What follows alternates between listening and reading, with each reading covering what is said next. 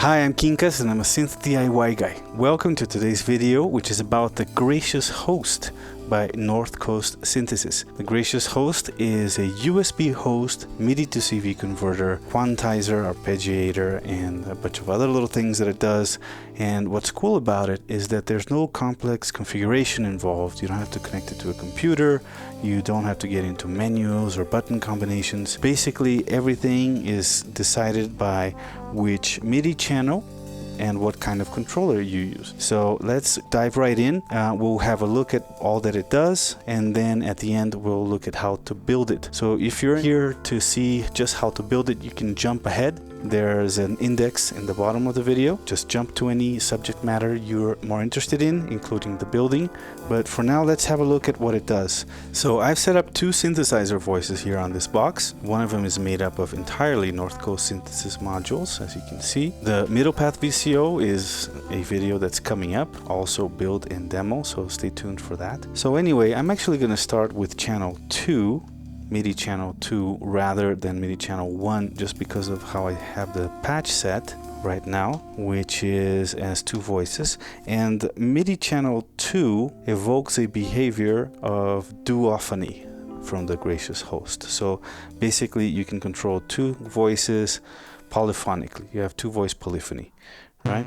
So here you have one, here you have the other. Let's give ourselves a little bit of sustain here.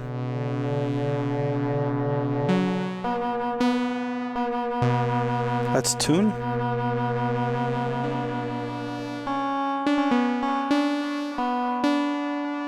Let's turn down the volume here a little bit of the product. As you can see, they're going in stereo, right? And we're using the Zen delay here just for a little flavor. Right? And see, I can hold two notes.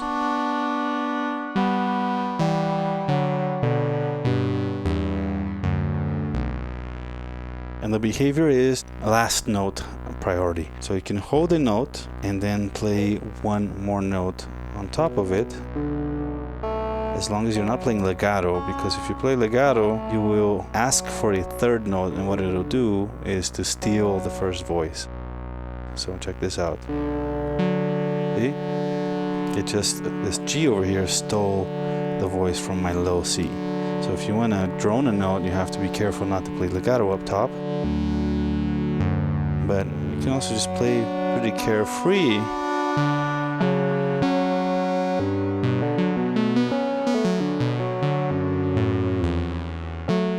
And take advantage of that two voice polyphony there.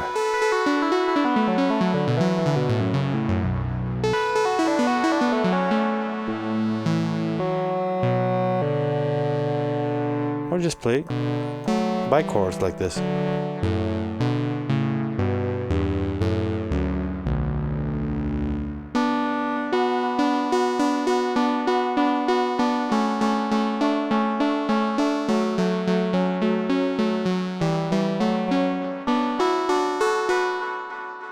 Really nice, right?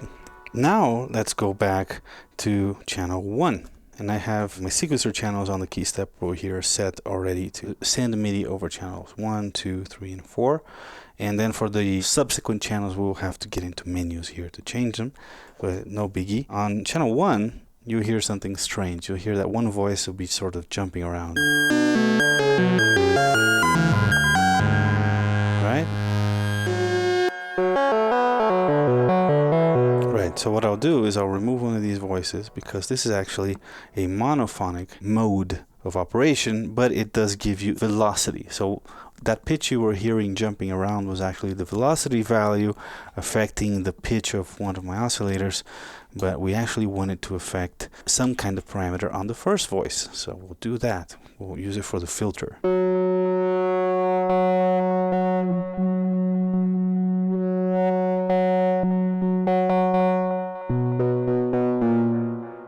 Now the force that I apply, or speed that I apply to each note, will determine how much of that filter will open. So really soft.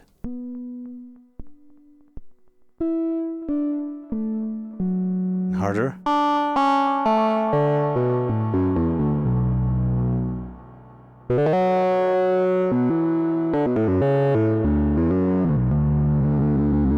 for very melodic, expressive playing.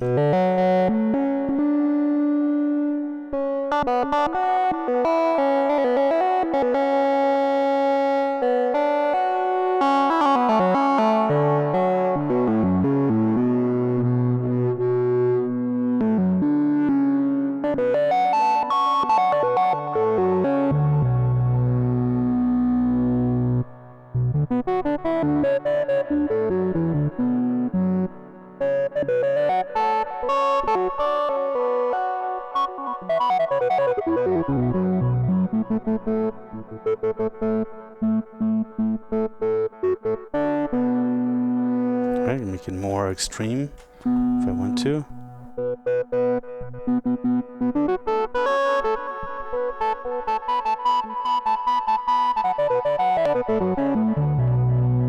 Very nice, very useful.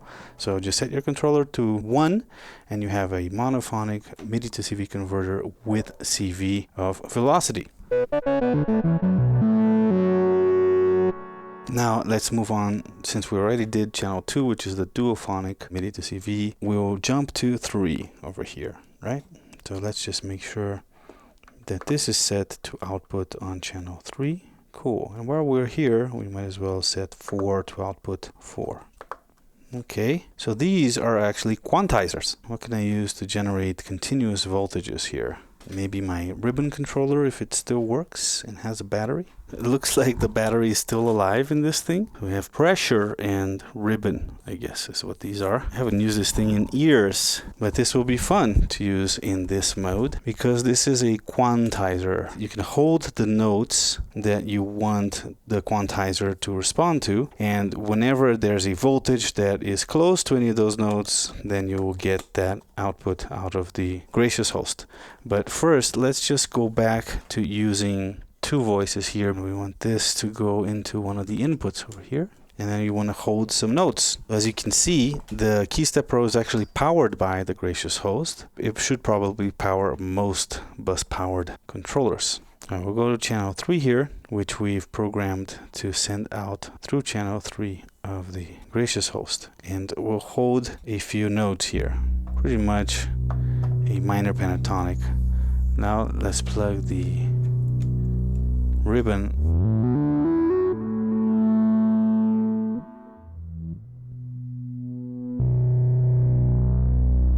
Let's open up this filter a little bit.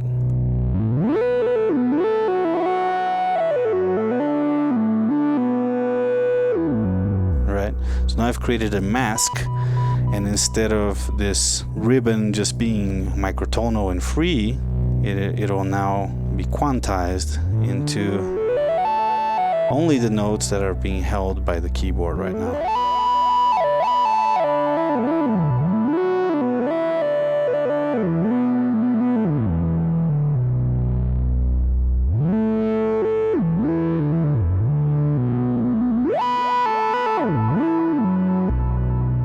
Very cool. Now the channel 4 is very similar, but the quantizer will repeat in octaves. It will apply to every octave. I can hold notes on just one single octave. Let's do just 1 octave of Dorian, right? And now you should see that it will apply to every octave.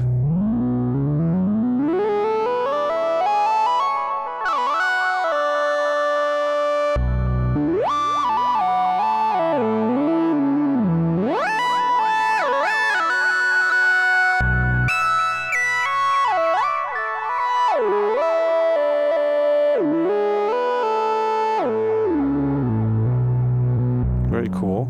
You can change the scale, like let's do maybe an Algerian minor.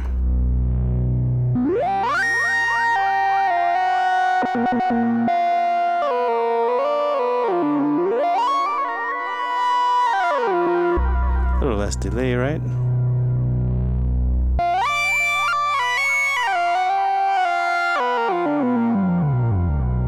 So very cool. So this way it's acting as a voltage quantizer, right? Sending an actual voltage from my ribbon controller to the input over here, and it's spitting out notes based on whatever notes I have held by the controller. Let's see what happens when we select MIDI channel 5. So 5, 6, and 7 are arpeggiator modes, right? And number 5 is going to be ascending on one channel of the MIDI CV converter and descending on the second channel of the MIDI to CV converter. So let's go back to listening to two voices in stereo. And we'll choose MIDI channel output 5. Let's mute all of the other channels, turn up the tempo a bit, because you do need the MIDI clock, right? You have to be sending it MIDI clock for this function to work. And here we go. And as you can see, one side does a descending arpeggio and the other does an ascending arpeggio. But necessarily it'll go in order from up to lowest note to highest note and vice versa.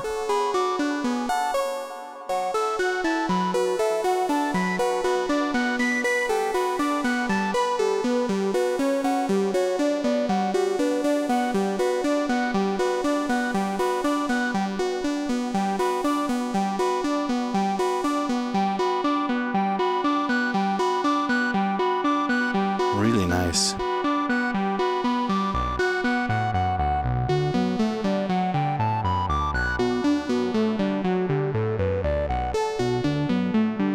Very cool.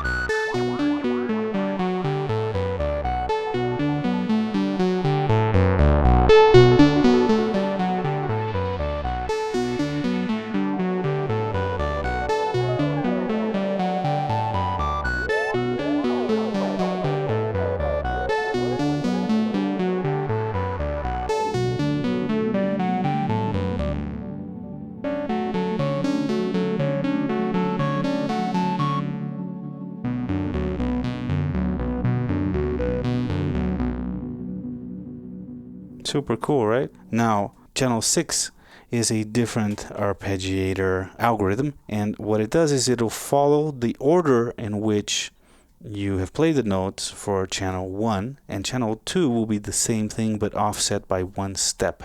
So it's almost like an analog shift register of just one step. It'll create an interesting variation because that way it won't be the same note on both sides. It'll always be different notes. So if you play chords, you'll be filling them out in different ways. So let's do that. Let's go over here to the little menu again, and MIDI channels, channel track 4, output, and go to 6. Okay, so now let's create an order of notes that isn't linear, as in always ascending, always descending. So we'll play a low note, a higher note, and so on and so forth. So with just two notes, already we get this alternating thing, right?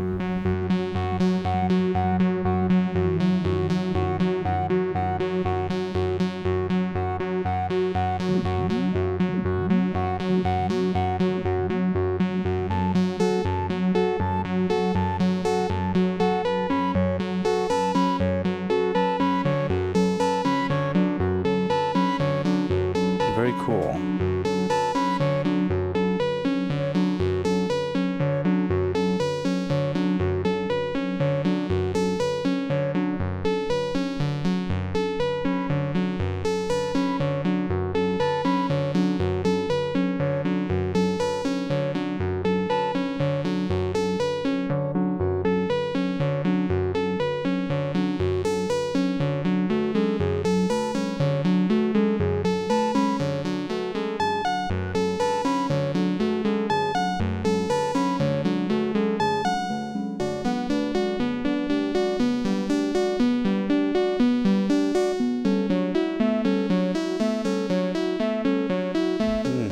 Nice.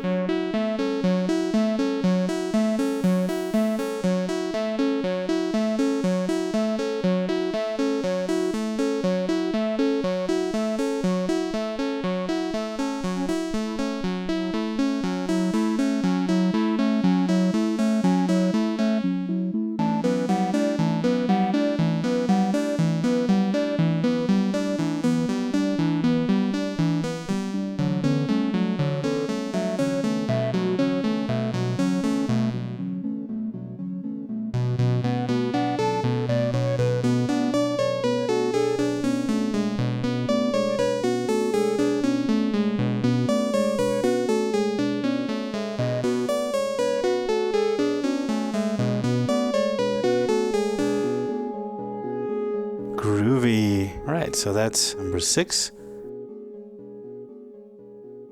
Number 7 is random. There is a complex explanation in the manual for how it deals with the channel 2 in order to create enough variation so that it's still the same notes but not repeating what channel 1 is doing. And it's an esoteric explanation that I'll let you read from the manual because I don't really understand it myself. But let's hear it. So let's go back into the menu here. Track 4 output 7. We need to press play. So this is the random mode. Randomly picking between the notes that have been held.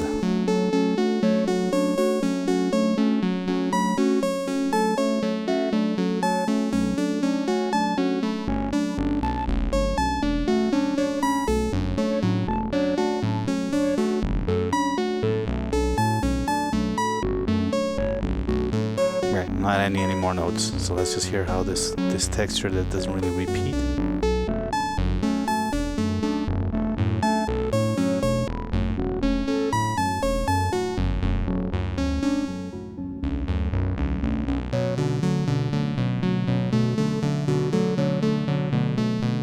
I'm playing some chords now.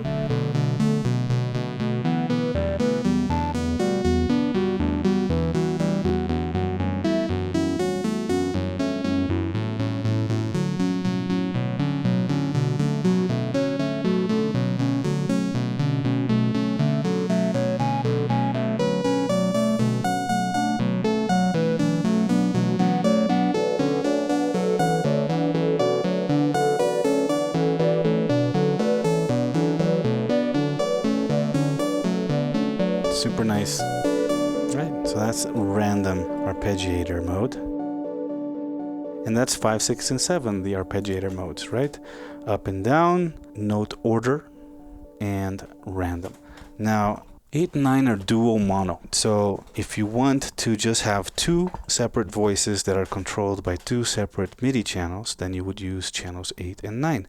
In this case, for example, here I could assign 8 to track 3. Quickly do that.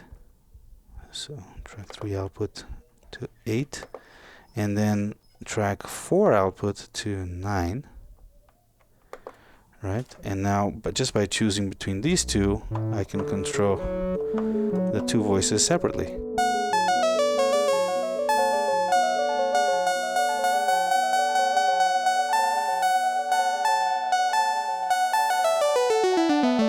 Right, that's second voice, and here's the first one.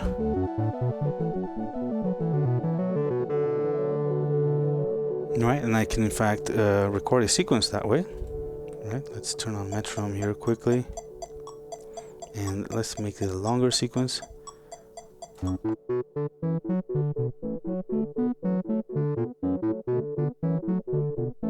I choose track 4 here, make that a longer sequence as well.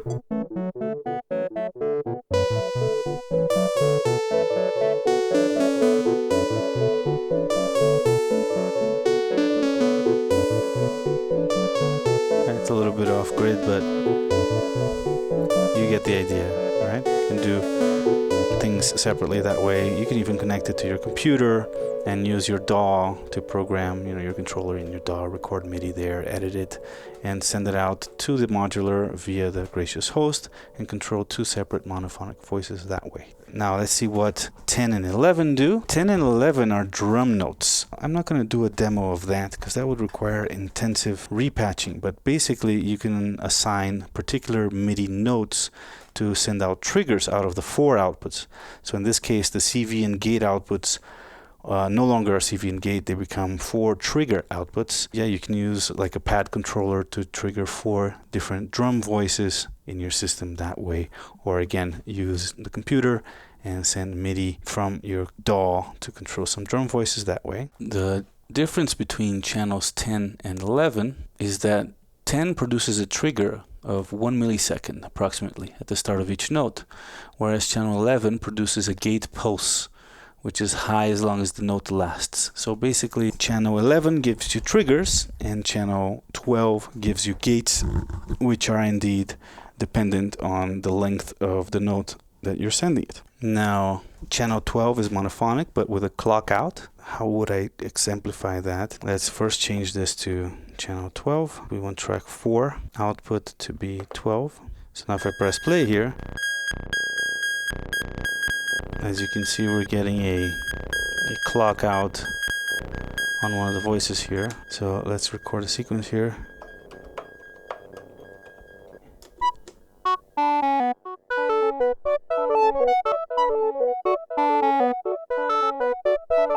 Yep, there you go. So now I'm using the two top outputs here for gate and CV, and the bottom ones are clocks, right? So I can send this, for example, to actually trigger the envelope generator here in a clocked fashion.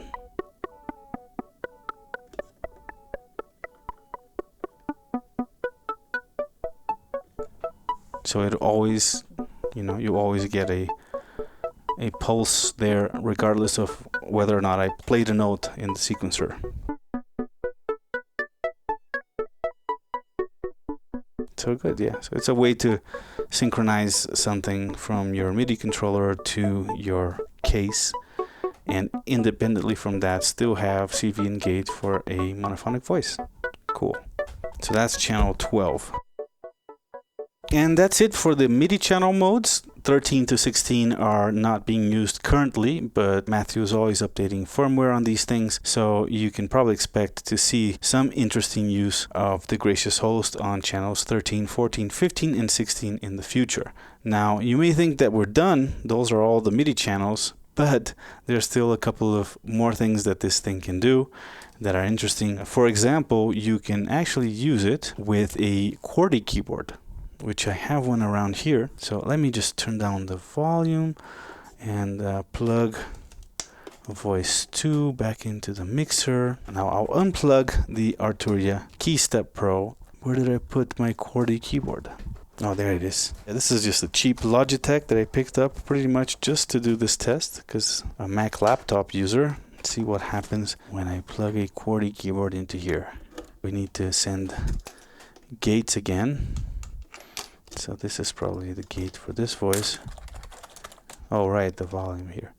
And yeah, we want this gate to trigger this voice here.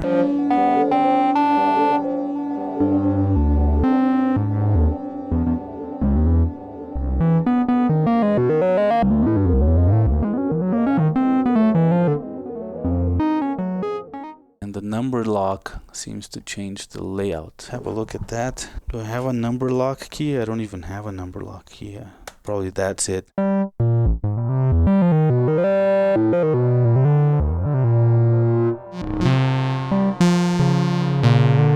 Yeah, and quite. The F keys here, they determine what the MIDI channel is, and therefore what the behavior is. So you can achieve the same kinds of behaviors that we were achieving before with the KeyStep Pro, with the Logitech, probably Pirate Logitech. And so right now I've chosen MIDI channel 2, and I'm doing the Duophonic thing. See, I can get both voices.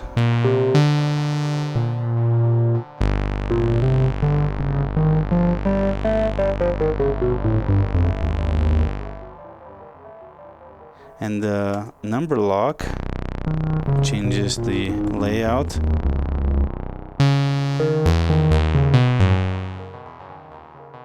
Caps lock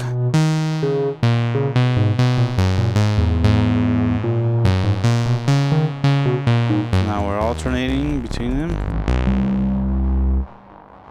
Caps lock is supposed to be like a hold. There it goes. Alright, but it only holds as long as I'm holding it, which is unusual for caps lock. It's supposed to actually lock it, right? But there we go. If I hold the caps lock key, I can hold notes. Right?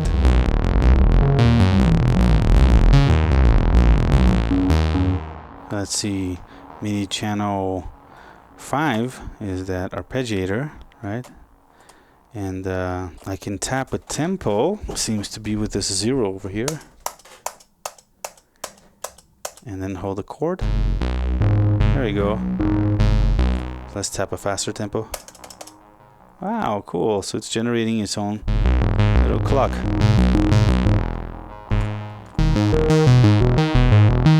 This is actually, in a way, more fun and interesting than using a traditional keyboard. Let me have a look at how to change octaves. I want to go up the octave. Octave up and octave down are the control keys. So control, there we go. So I can sustain some notes.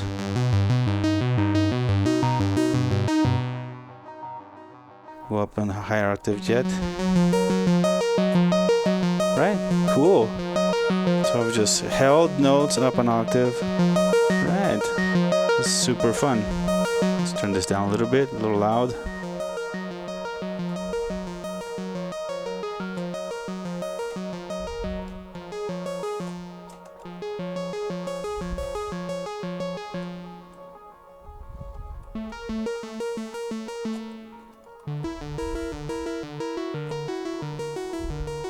Super cool.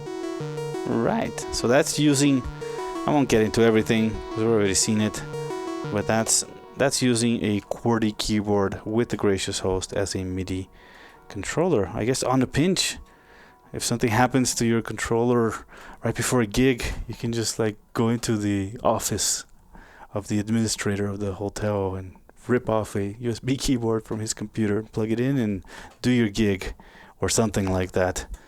Super cool. All right, like that.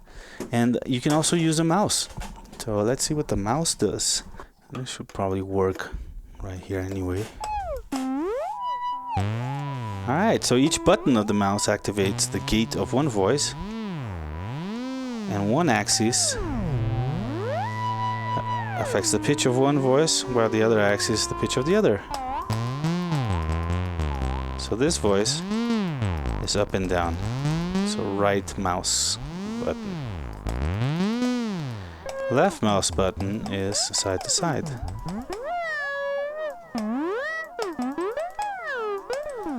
This is also super cool.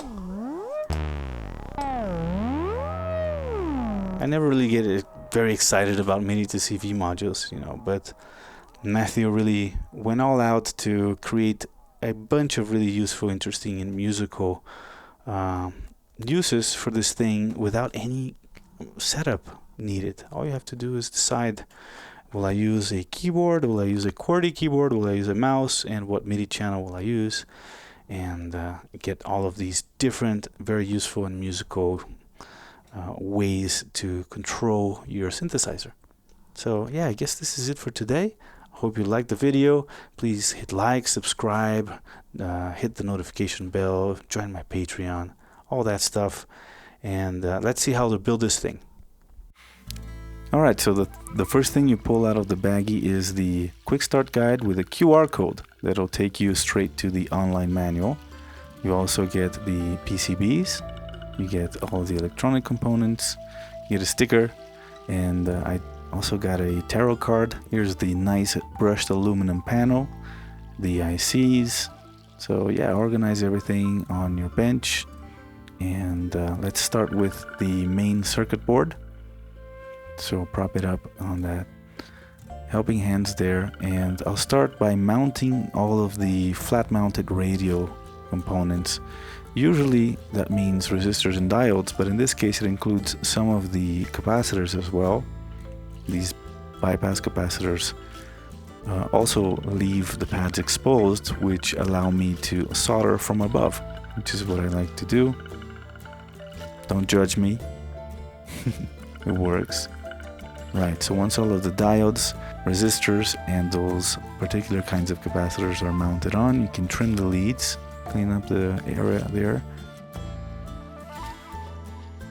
And on this board, we're not using any IC sockets, so the ICs are going to go straight onto the board. And that being the case, make sure, absolutely sure, that they are oriented correctly and that you're putting the right ICs in the right places, because it'll be a real bitch if you have to remove them without having sockets.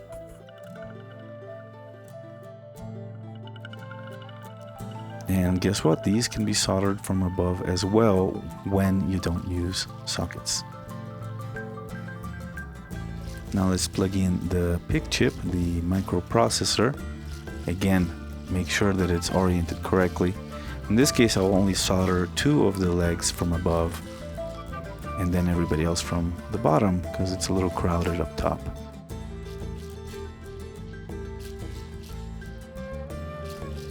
Now this is the timing crystal for the microprocessor.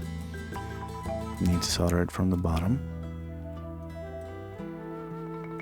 And this is the voltage regulator. Make sure the flat side of the component matches the drawing on the PCB. Solder it. And trim the leads. Now let's put on some electrolytic capacitors, and again these are polarized, so make sure they're on correctly. They're a little close on the bottom, so be careful not to create any shorts. And here's a couple more ceramic capacitors. We'll solder these from above as well. Bend it over so it doesn't get in the way. And here's the last electrolytic capacitor that goes on this board. Again, make sure that it's oriented correctly. It goes mounted flat. So now let's mount one of the headers. Make sure it's nice and straight. So just solder 1 pin first, check if it's straight, and then continue with all the others.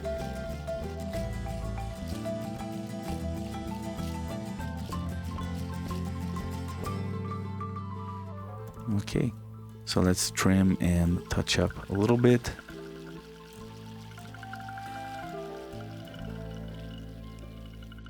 Now the power header.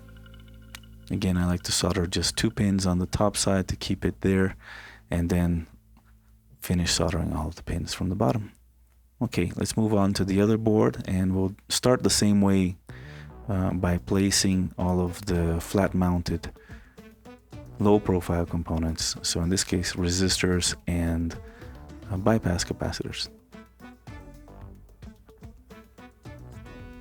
Once they're all in, solder them from above or from below. Do it your way, you know, I like to do it this way. And trim all of the leads. And now we do use some sockets. Now the ceramic capacitors, the remaining ones. Now let's assemble the headers that communicate one board to another. So as you can see, I like to assemble them before even soldering. Put them on and then just solder 1 pin to keep them in place. Make sure they're nice and straight, and then go ahead and place the other board, and this will ensure that everything actually fits. Oh yeah, I forgot the little spacer there. So yeah, assemble the whole thing, including the spacers. Make sure you're using the right size spacers too. There are 2 different sizes. More on that later.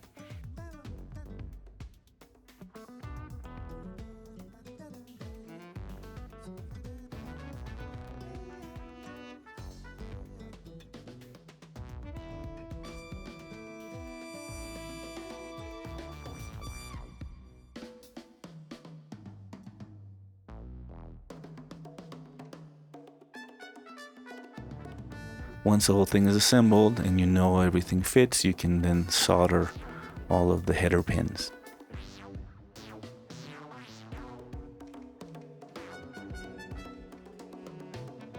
Alright, pull them apart, and let's plug the ICs into their sockets and start mounting the panel components.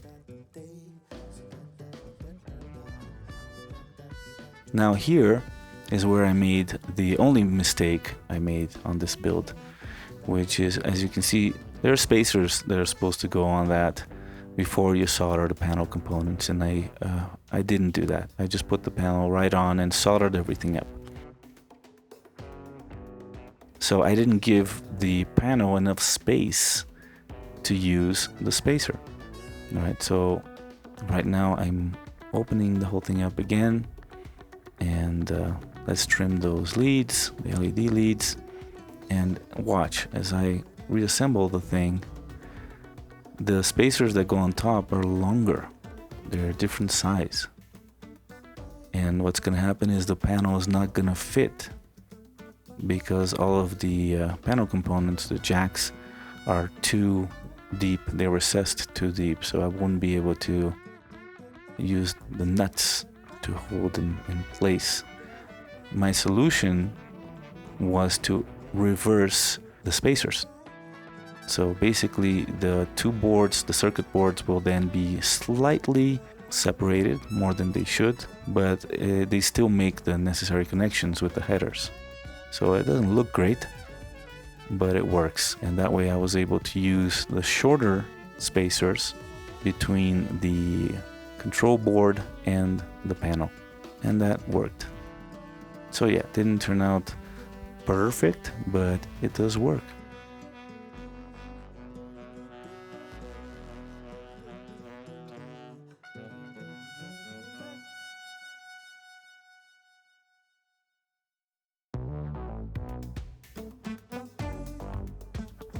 And you're done.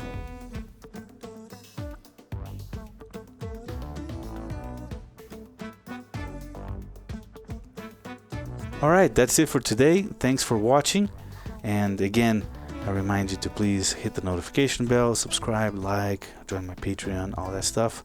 And stay tuned for the next North Coast Synthesis module review and build video, which will be the middle path VCO. Really cool VCO. You've been listening to it do nothing, just very flat voice here, but it does way more than that. Anyway, stay tuned, see you soon, and stay noisy.